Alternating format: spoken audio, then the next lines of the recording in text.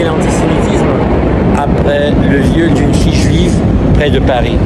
Excusez-moi, mais les présidents français peuvent-ils critiquer l'antisémitisme sans violer les filles juives? Savez-vous que le nazisme en France est si puissant que les Français refusent aux Juifs le droit d'être une ethnie?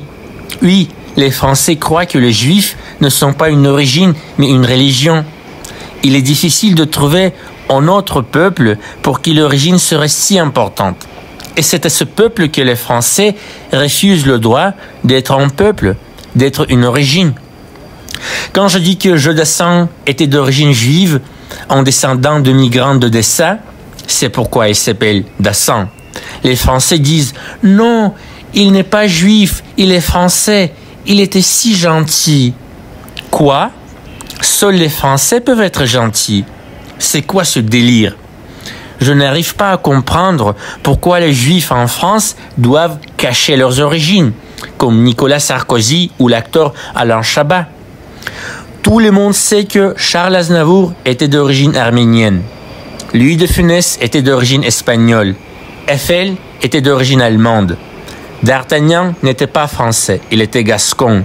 Napoléon n'était pas français, il était corse. Georges Dantès, qui a tué Pouchkine, n'était pas français, il était alsacien. Tous ces gens-là n'étaient pas d'origine française et ne le cachaient pas. Et seuls les Juifs en France doivent cacher leurs origines et dire que les Juifs ne sont pas une origine mais une religion. C'est le vrai nazisme français. À quoi sert le fait que le président français critique l'antisémitisme si la France oblige les Juifs à avoir honte de leurs origines? Voilà les amis, c'est tout ce que j'ai à dire. C'est moi, votre Azamat Sorgov, votre Azamatix, gaulois de cœur, pas gaulois de souche, pas français de souche, pas français de papier. Je suis russe de souche, un vrai de vrai, russe 100% pure souche, pas Emmanuel le plus fragile.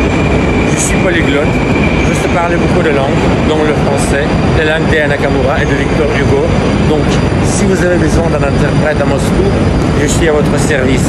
De plus, je suis un grand voyageur. J'ai visité l'ensemble des 11 fuseaux horaires de ma patrie, de la Russie. Donc, si vous avez besoin d'un guide ici à Moscou et dans toute la Russie, je suis toujours à votre disposition. N'hésitez pas à me contacter en message privé. Voici la station Komsomolskaya, l'une des stations les plus belles du métro de Moscou. Et le métro de Moscou est le métro le plus beau et le plus propre au monde. Regardez, quelle beauté!